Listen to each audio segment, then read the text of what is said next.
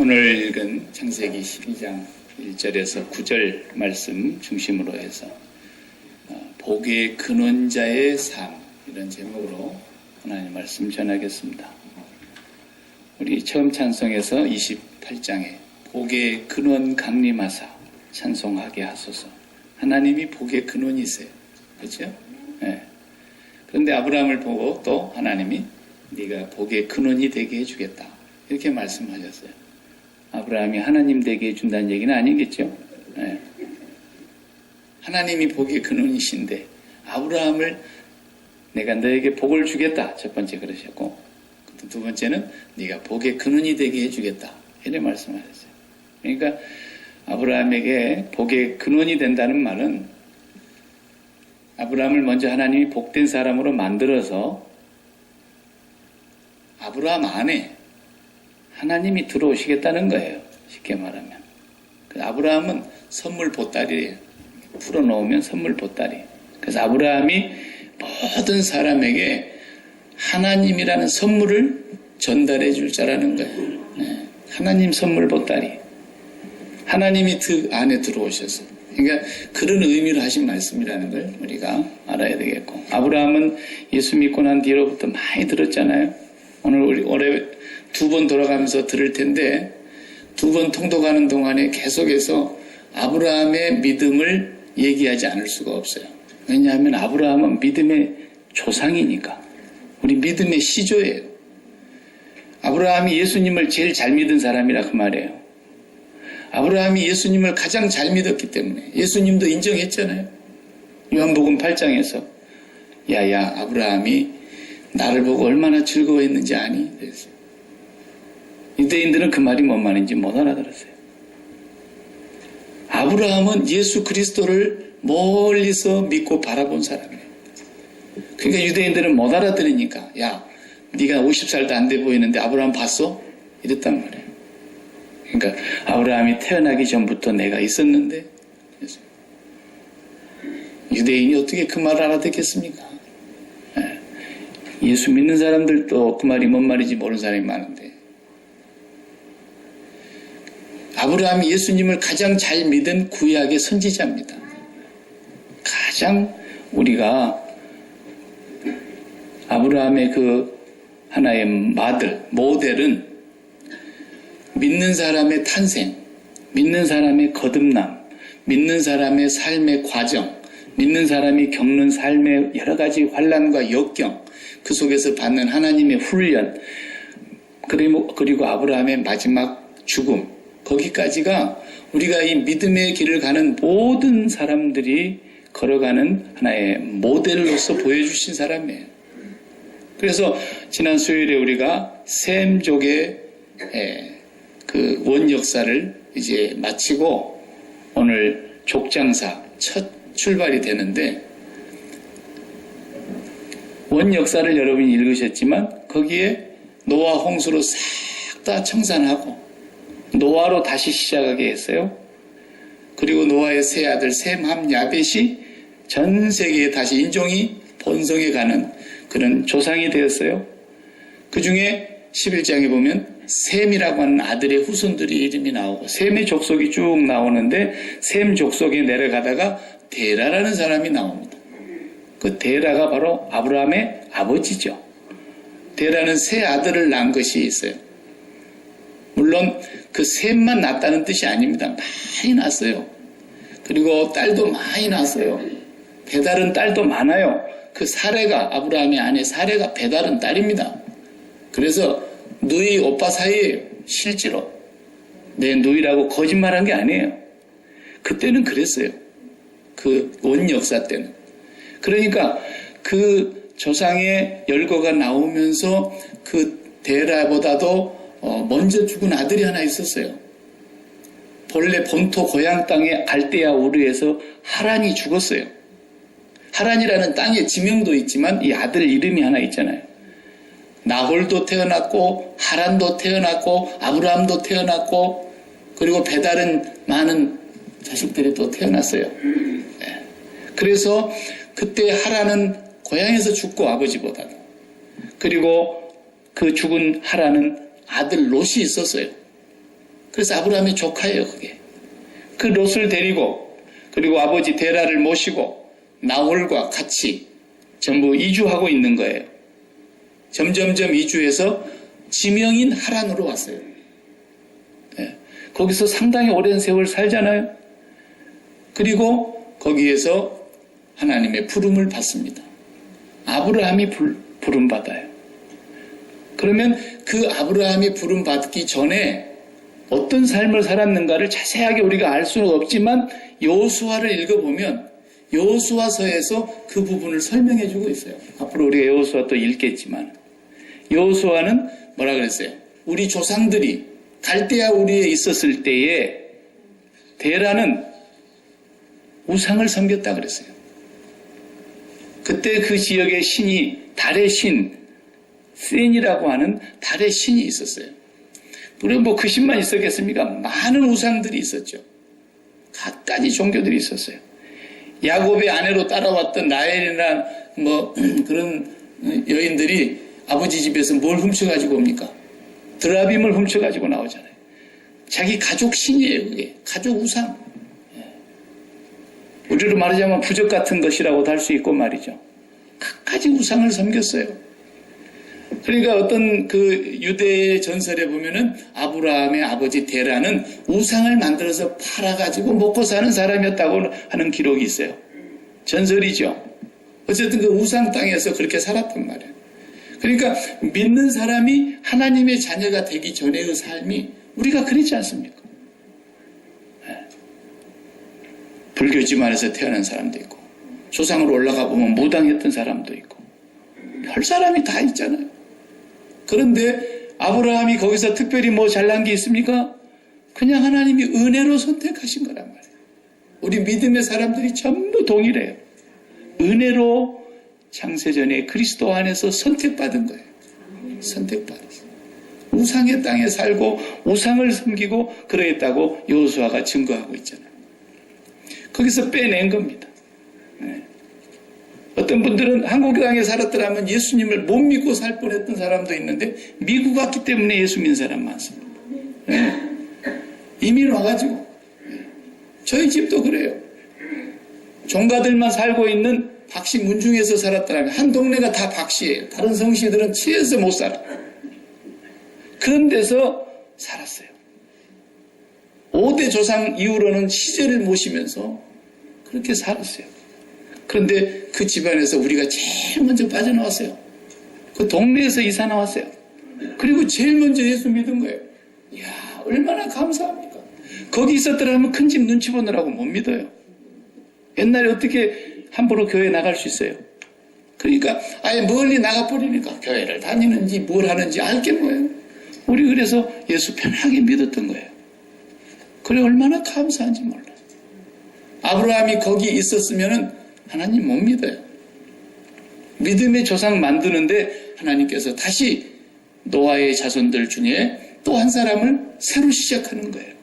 새 판짝이라 그랬잖아요. 하나님의 새 판짝이 아브라함을 또 불러내셔서 이제 떠나라 그러잖아요. 이게 복이 되려면요. 내가 복이 있어야 복의 근원이 될 거 아니겠습니까? 그러면은 아브라함이 지금 있는 갈대아우르 그 하란 거기가 잘 사는 동네입니다. 고고학에서 이미 다 밝혀졌잖아요.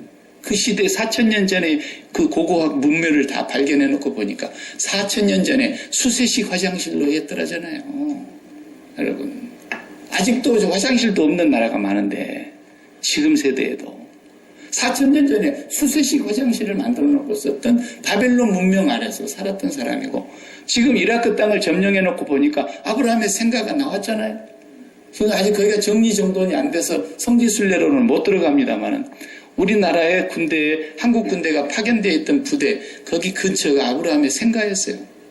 어마어마하게 큰 집이더라잖아요. 네. 종들도 많이 있었고요. 아브라함이 데리고 간 종만도 300명이 넘었잖아요. 아브라함이 뭐가 아쉬워서 거기를 떠납니까? 네. 복이 되려면은 복 있는 자리에 있어야 복의 근원이 되든지 말든지 할 텐데 하나님께서 이 땅을 너에게 주리라 그러면서 땅 한 평도 안 주시더니만 아브라함의 이름으로 땅 한 평 딱 샀어요. 그게 어디예요? 무덤자리예요. 무덤자리.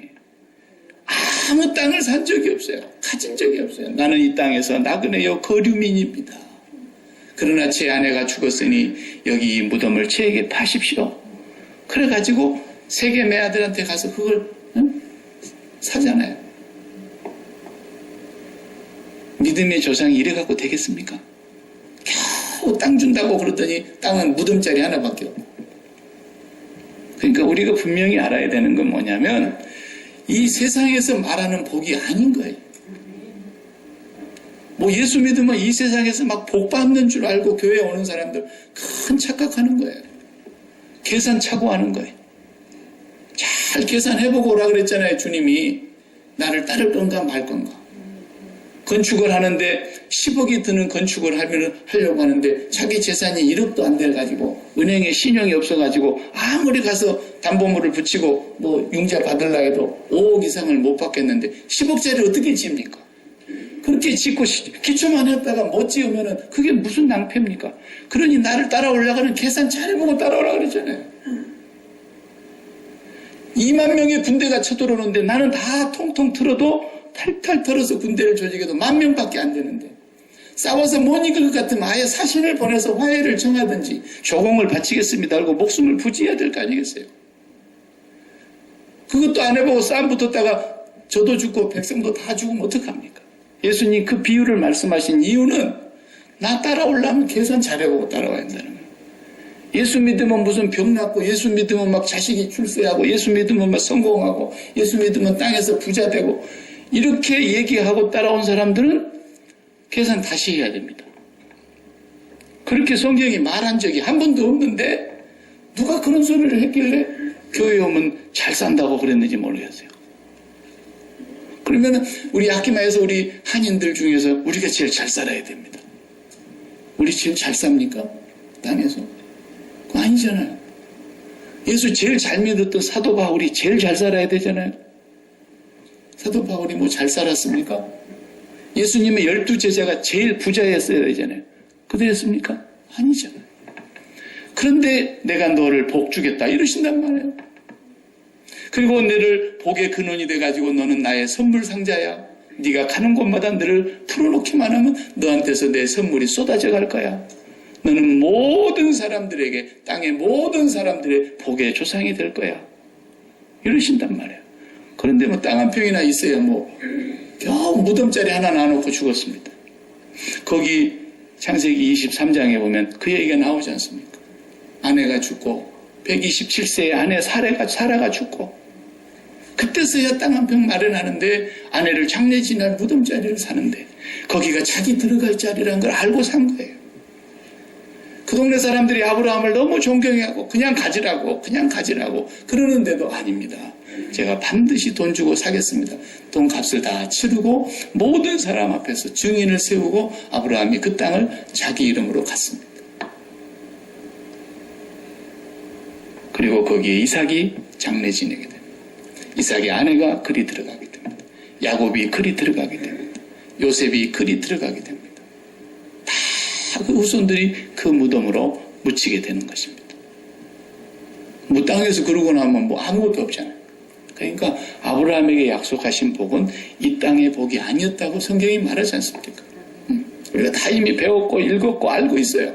히브리서 11장에 아브라함의 믿음을 얘기하면서 믿음의 조상 아브라함이 갈 바를 알지 못하고 믿음으로 나아갔다는 얘기로부터 시작해서 그들이 다시 자기 고향으로 돌아가려고 맘만 먹었으면 돌아갈 수 있었으려니와 그들은 더 나은 본향을 바라보니 어디에? 아버지 나라였어요. 거기를 바라보았기 때문에 그 좋은 가나안 갈대아 우르를 돌아갈 생각이 없었어요. 그리고 거기에 묻힌 거예요.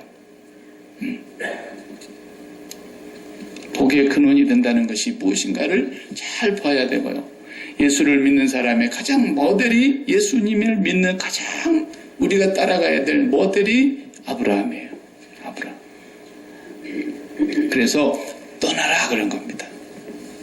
떠나지 않고는 절대로 하나님의 복은 시작되지가 않습니다. 근데 떠나게 하시죠, 하나님께서. 안 떠나도 택한 백성은 반드시 떠나게 만드시는 분이십니다. 그러니까 알아서 떠나시기 바랍니다. 성경은 그걸 말해주는 건데 그걸 못 알아듣고 하나님 나 여기 안 떠날래요. 죽어도 못 떠나요. 왜 떠나게 하십니까? 복 주려고 그러는데도 못 알아들으니까 못 떠나는 거예요. 내가 너에게 복을 줄 테니까 너를 복되게 하고 그 다음에 너를 내가 복을 담는 선물 상자가 되어서 어디든지 가서 보따리만 풀어놓으면 내 복이 쏟아져 나가는 그런 복의 근원이 되게 해주겠다. 그랬어요. 그럼 어디 살게 해줘야 돼요? 미국에서 잘 살게 해줘야지. 안 그렇습니까? 미국이 제일 좋은 나라라고 우리가 왔는데 미국에서 잘 되고 떵떵거리게 살고 부자 되게 살게 해줘야지. 근데 우리 뭐 미국에 지금 무덤자리라도 사놓으셨습니까? 언제 죽을 줄도 모르지만 옛날 고대 철학자들은 항상 아침에 만나면 인사할 때 메멘토 모리 그렇게 인사했다잖아요. 헬라의 철학자들. 죽음을 기억합시다. 죽음을 기억합시다. 메멘토 모리. 이게 지혜자들의 인사법이었다는 거예요. 아브라함은 자기 무덤자리를 사는 것으로 모든 걸 끝냈습니다.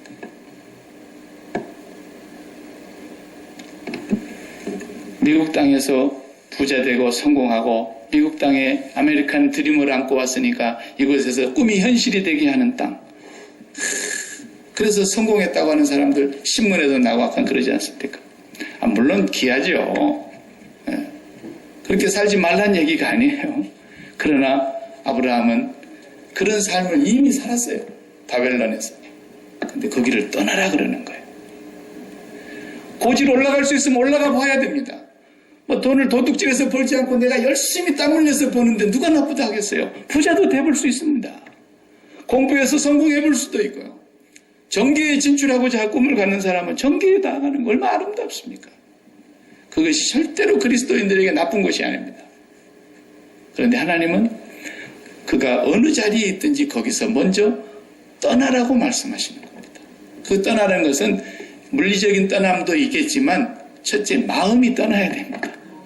마음이 거기 붙어버리면 하나님의 축복을 상실하게 되는 것이고 마음이 거기로부터 떠나면 성경적인 용어로 하면 마음이 그것에 대해서 죽으면 하나님의 새로운 삶이 시작되는 것입니다.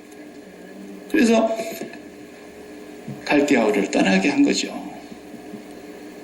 아니 여러분 수세식 화장실 사다가 그 다음에 더 좋은 것은 요즘 뭐죠? 버튼만 딱 누르면 그냥 물 나오는 거 비데 같은 것을 사용해서 쓴 사람들이 푸세식 화장실에 가서 앉아서 볼일 보기 얼마나 불편합니까?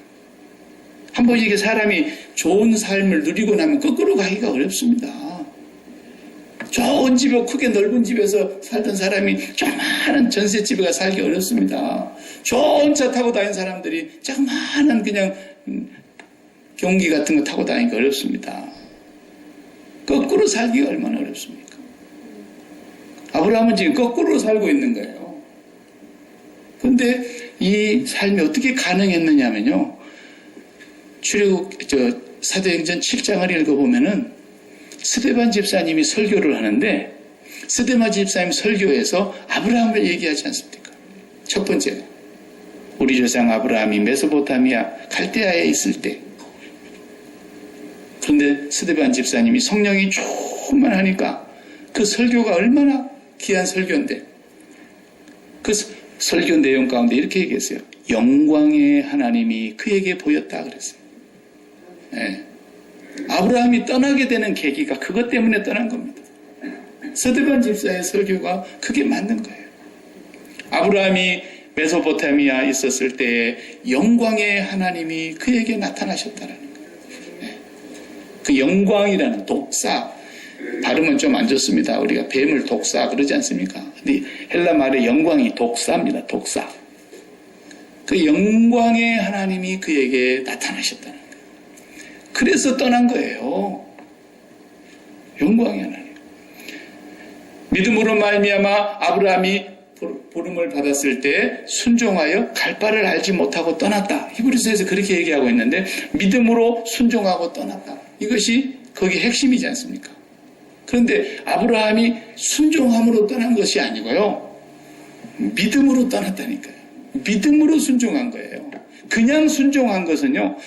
내가 가기 싫어 죽겠는데 정말 가기 싫은데 그것은 그럼에도 불구하고 순종했다. 그건 뭐예요? 나의 행함인 거예요. 그런 건 성경에서 믿음이라고 말하지 않아요. 그런 믿음으로 우리가 구원받는다 그러면요. 오 마이. 절대로 구원 못 받습니다. 아브라함이 순종했다는 그 순종은 어디서 나온 순종이냐면 영광의 하나님을 만난 그곳에서부터서 나타나는 결과로서의 순종이에요. 그 영광이라는 게 늘 제가 설명한 대로 작년 말에도 이제 새해 지나갔습니다.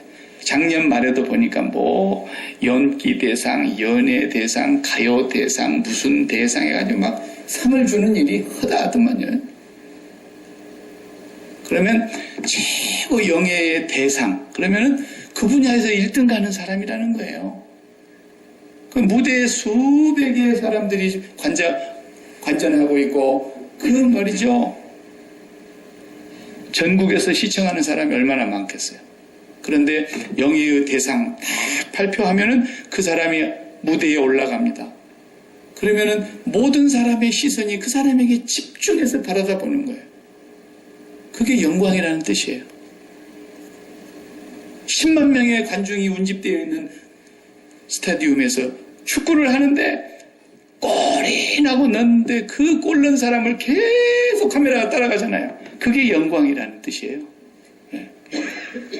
아브라함이 그런 영광의 하나님을 만났다라는 거예요. 너무나 큰 은혜지요. 너무나 큰 은혜지요. 그랬으니까 떠났지. 그렇지 않고 어떻게 떠납니까? 못 떠납니다. 그래서 베드로도 그 영광의 하나님의 형상으로 이 땅에 오신 예수 그리스도를 변화산에서 잠깐 보는 순간에 주님 여기 있는 것이 좋겠습니다. 정신없는 말이 툭 튀어나온 거예요. 얼마나 좋으면 모르겠어요. 여기서 이대로 확 죽어버렸으면 좋겠습니다. 이런 말이 쉽게 말하면 너무 좋으니까 잠깐 보았어요. 거기서 모세도 보았어요. 엘리야도 봤어요. 우리 주님과 함께 별세할 것을 논의하고 계시는 그 대화하는 장면을 바라다 보다가 베드로, 야고보, 요한은 그냥 혼이 나가는 줄 알았어요. 너무너무 아름다웠어요. 너무 영광스러웠어요. 아브라함은 그런 영광의 하나님을 메소포타미아에서 만났다고 스데반 집사님이 설교를 하시는 거예요. 그래서 신앙은 여기서부터 시작이 되는 겁니다. 그래서 여기서 하나님을 만나지 못하면 끝까지 못 떠나는 거죠. 예수 믿어도 다 처음엔 어떻게 믿어요? 내 것이 아까워서 믿는 거예요. 아시겠어요? 처음엔 다 그래요. 이해해요. 내 것이 아까워서 믿는 거예요. 경외한다는 말이 아까운다는 말을 그랬죠? 너무너무 아까워. 내 자식이 아깝고 내 재산이 아깝고 내 목숨이 아깝고 내 생명, 내 건강, 내 모든 지위, 내가 쌓아놓은 업적과 명예와 인기와 이 부귀영화 이런 게 다 아까운 거예요. 없는 사람은 나도 언제 가져볼까 하는 아까운 마음이 있고 있는 사람은 이 아까운 걸 내가 어떻게든 늘리고 안전하게 든든히 지킬까 해서 예수 믿잖아요. 선생님 정말 어떻게 해야 내가 영생을 얻겠습니까? 그랬더니 네 가진 거 다 팔고 와서 나 따라와. 그러니까 근심이 한가득 해갖고 도망가잖아요. 그게 얼마나 아까운 건데. 처음에는 다 자기 것이 아까워서 믿는 거예요. 그런데 하나님의 은혜로 이보다도 영광스러운 하나님을 만나게 될 때에 지금까지 내가 아까워했던 것이 다 없어지는 거예요. 아까운 게 하나도 없어요. 그게 사도 바울의 표현으로는 내가 지금까지 소중하다고 아까웠다고 생각했던 것들이 다 배설물이더라야. 그렇게 말하잖아요. 그러니까 과감하게 버렸던 거죠. 아직도 자식이 너무 아깝고 아직도 돈이 너무 아깝고 건강이 너무너무 아깝고 막 이렇게 막 모든 것이 무너지고 나에게서 떨어져 나가는 것들이 내 옷이 벗겨지는 것이 두려우면, 아무개 이번에 옷 벗었대. 그건 막 두려워하잖아요. 이런 게 다 옷이에요. 선악과 따먹고 두려워서 에덴 동산 밖에 나와가지고 기쁨이 없는 곳에서 어디선가 기쁨을 찾아보려고 옷 입으려고 몸부림치는 게 인생입니다. 네.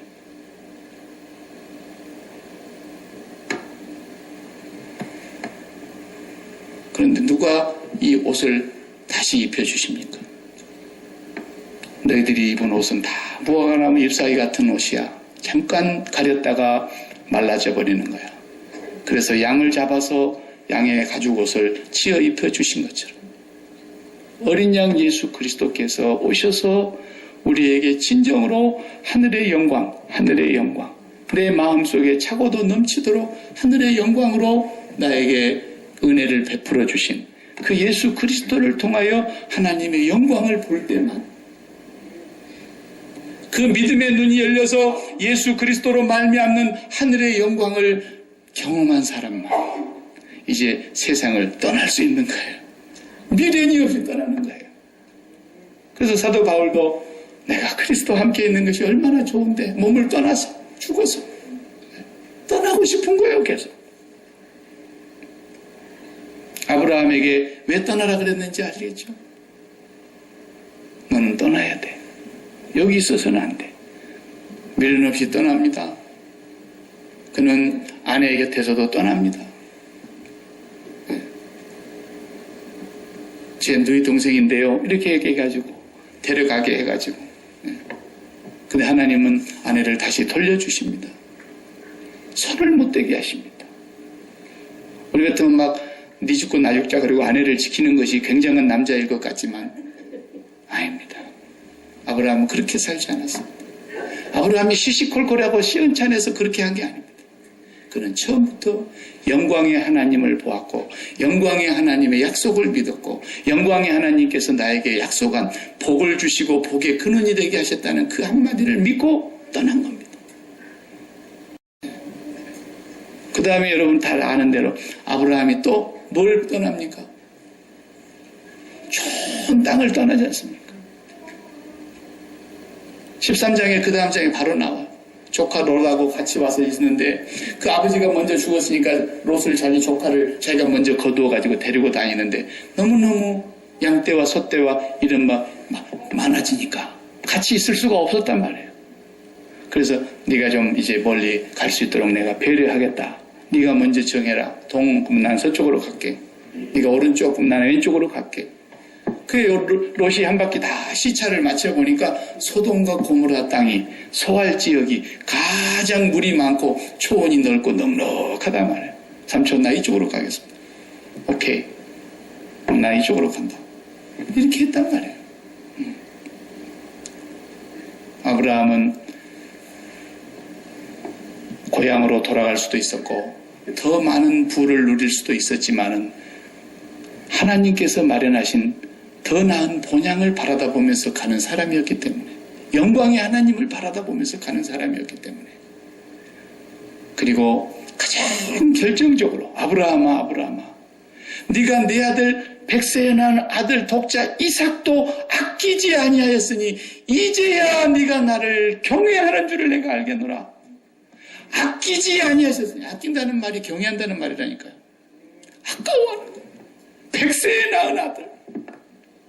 와, 사람들이 다 듣고 웃을 거라는 거예요. 그렇죠. 그러니까 이름을 이삭이라 웃는다 그랬습니다. 사람들이 비웃는 게 아니에요.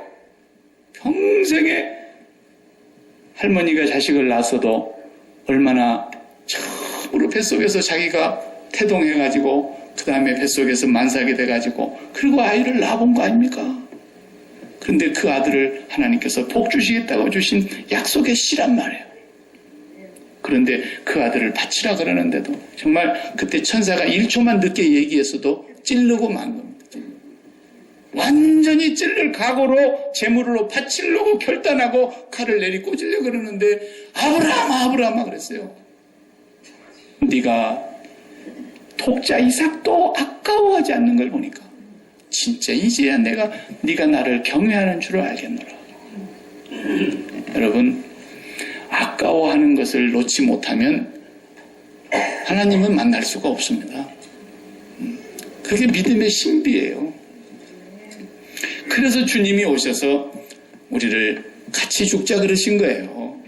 내가 십자가에서 죽었다만 나만 죽으면 아무 소용이 없는 거고, 네가 볼 때 제3자의 죽음이면 아무 소용이 없는 거다. 오늘 또 무슨 사고로 죽었다, 무슨 권총으로 쏴서 죽었다, 전쟁터에서 죽었다, 지진이 일어나서 죽었다. 죽었다는 소식이 날마다 뉴스로 들리지만 그 죽음은 제3자의 죽음이기 때문에 나하고 아무 상관이 없잖아요. 그런데 예수 그리스도의 죽음마저 제3자의 죽음이라면 우리는 하나님과 아무 상관이 없어요. 그분이 죽은 그 죽음과 함께 내가 이 세상에 대해서 죽는 날이 바로 예수 믿는 날인 거예요.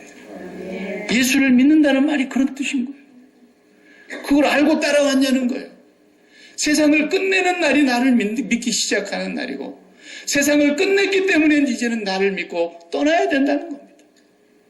우리가 마음 붙이고 소중하게 여겼고 아까워서 버리지 못했던 모든 곳에서 떠나야 된다는 것입니다. 그것이 믿음이라는 겁니다. 그러니까 억지로 떠나는 건 순종입니다. 그건 믿음이 아닙니다. 억지로 떠나는 건 행함입니다. 그건 믿음이 아닙니다. 그래서 믿음은, 구원은 행함으로 말미암지 않는 것입니다.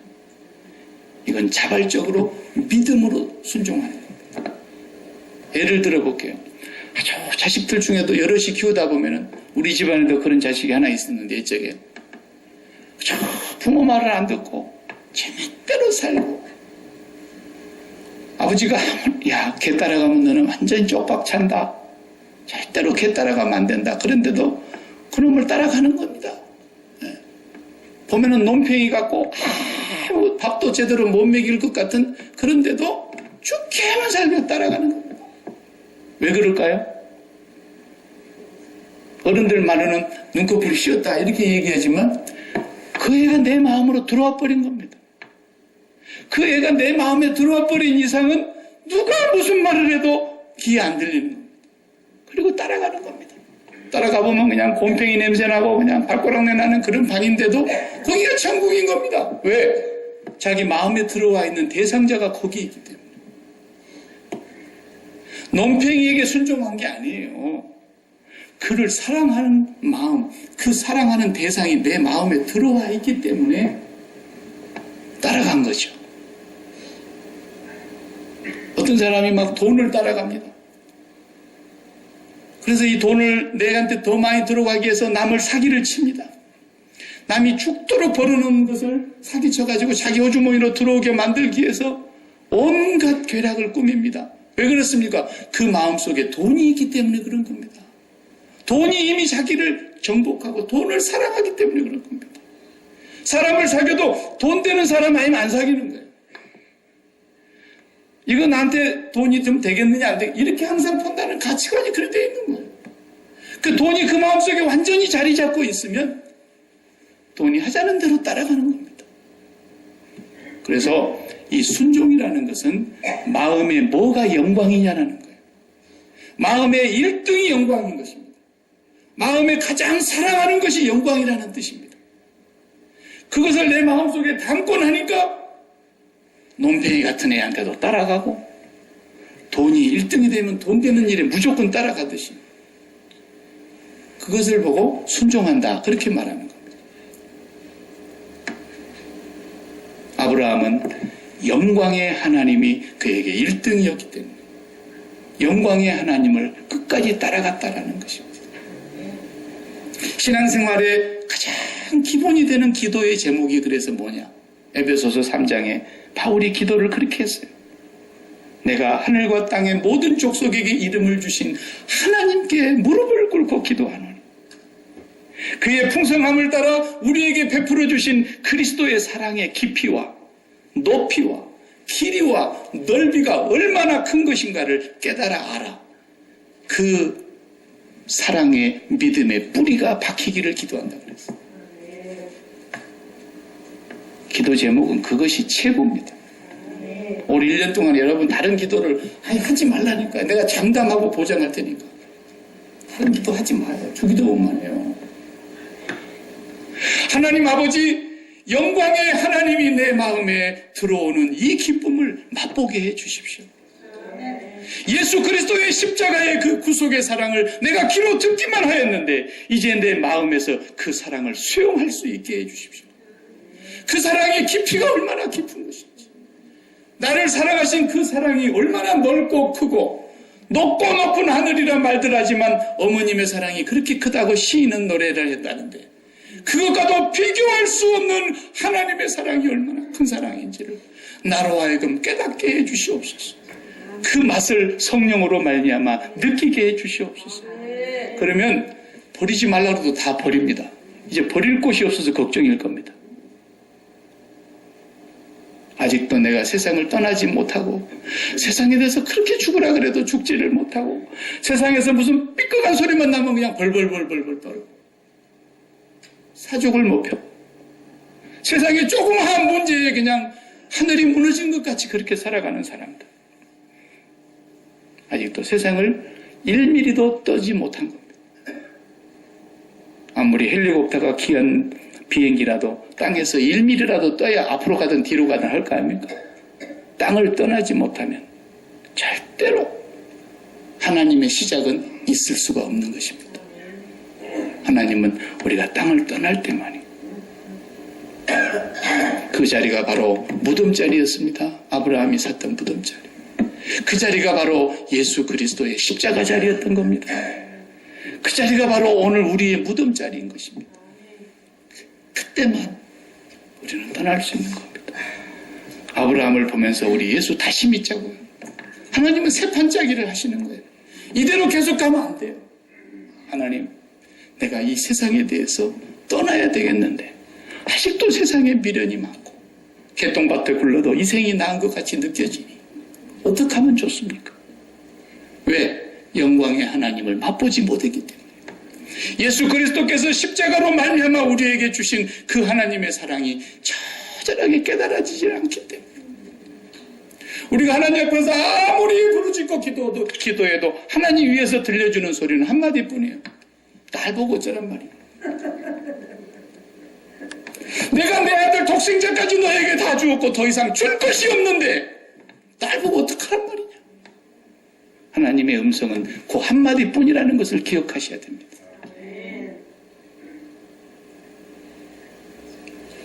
여러분, 누구를 위해서 자식 줘봤습니까? 그냥 우리 한국 사람들은 군대에 그냥 옛날에는 36개월이었지만 지금 뭐 24개월도 안 되더만요. 그래도 그거 자식 하나 군대 보내놓고 그냥 가슴이 아리아리 해가지고 누가 그냥 백으로 자식 군대에서 뺐다고 막 열받아가지고 그냥 그런 놈이 대통령을 해 그러면서 막 표도 안 찍어주고 자식 하나 빼보내는 것도 그렇게 아깝죠. 아브라함이 독자 이삭을 바치는 것은 하나님이 우리에게 독생자를 주신 것과 어떤 게 더 크겠습니까? 날 보고 어떡하란 말이냐고 하나님이 매일 우리한테 그러신다니까요. 날 보고 어떡하란 말이냐? 나는 너에게 더 이상 줄 사랑이 없다라는 거야. 왜 나보고 더 큰 사랑을 요구하냐는 거야. 독생자 예수 그리스도를 십자가에서 죽였는데 이 나쁜 인간들아, 날 보고 어떡하란 말이냐? 날 보고 뭘 더 내놓으라는 말이야. 여러분, 이게 기독교입니다. 십자가의 사랑을 깨닫게 해달라고 올 한 해 동안에 부르짖어 기도하시기 바랍니다.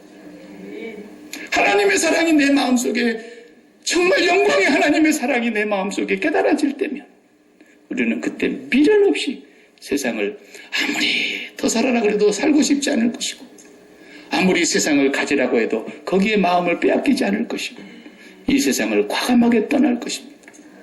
아직도 세상을 떠나기 가깝습니까? 아직도 십자가에 죽으라는 말이 다른 소리로 들립니까?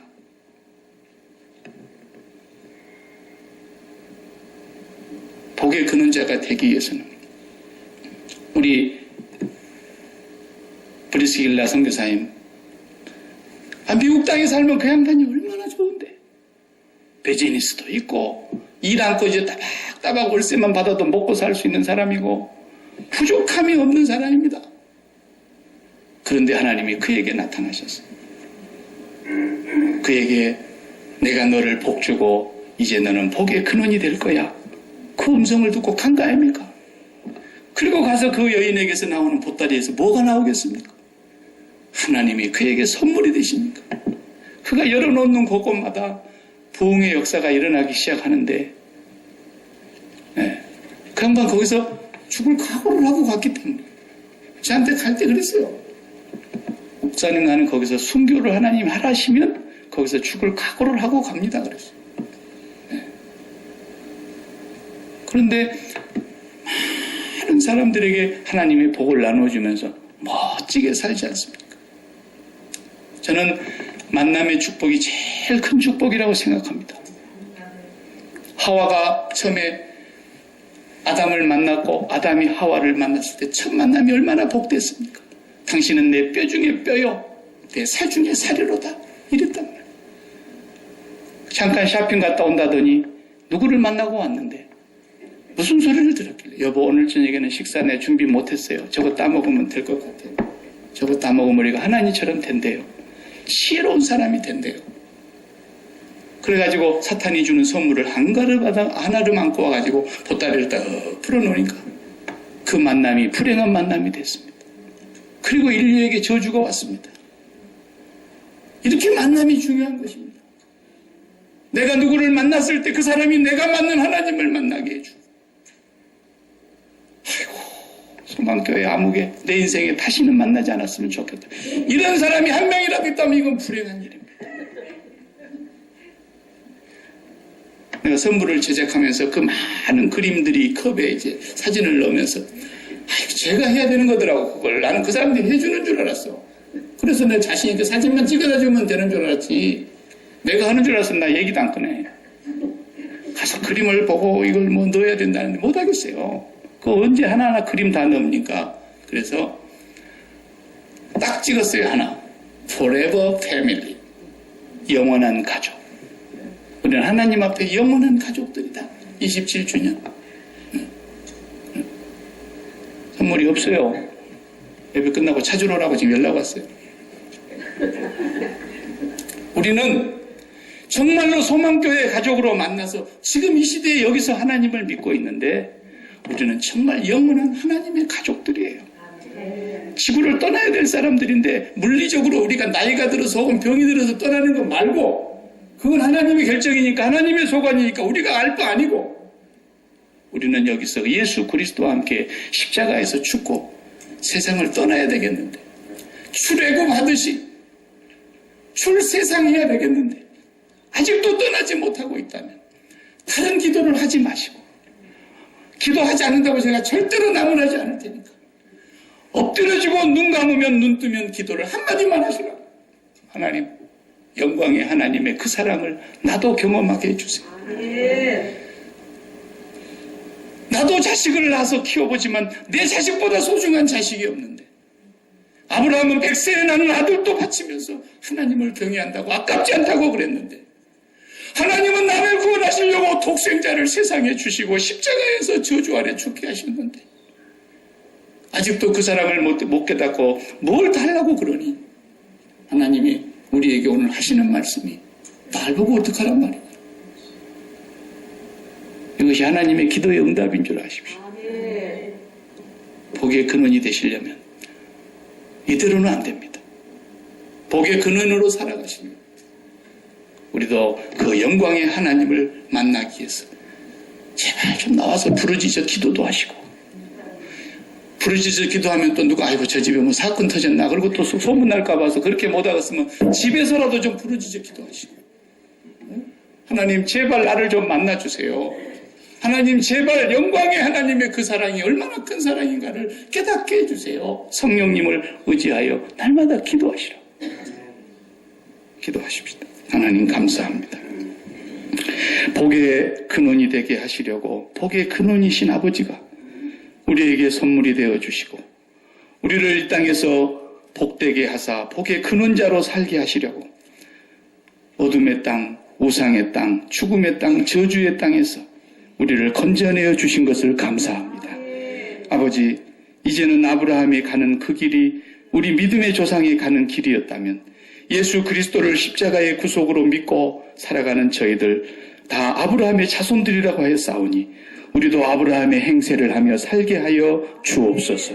예수님의 이름으로 기도하옵나이다. 아멘.